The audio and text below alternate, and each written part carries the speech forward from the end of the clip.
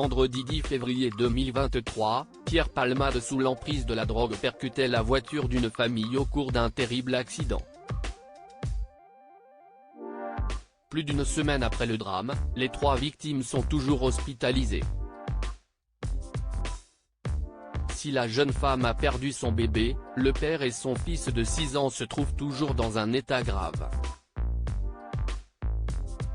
Interrogés dans 7 à 8, le dimanche 19 février, l'oncle et le cousin de l'enfant se sont confiés. Ils ont expliqué que l'état de santé du jeune garçon était toujours préoccupant. Actuellement, les médecins le soignent. Ils ont juste dit qu'il y avait 2 taches sur le cerveau. On m'a dit qu'il fallait attendre pour savoir quelles seraient les séquelles, ont-ils indiqué, très inquiets. L'enfant de 6 ans souffre au niveau du visage alors qu'il revenait d'une visite à l'hôpital. Les proches de l'enfant ont indiqué qu'en plus de possibles lésions cérébrales, il souffre de séquelles physiques. Il a le côté gauche de sa tête qui est vraiment fissuré, la peau qui est vraiment déchirée.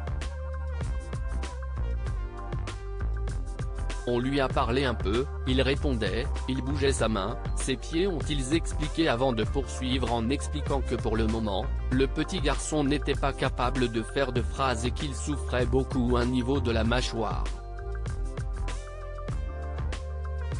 De son côté, le père de l'enfant est toujours plongé dans un coma artificiel.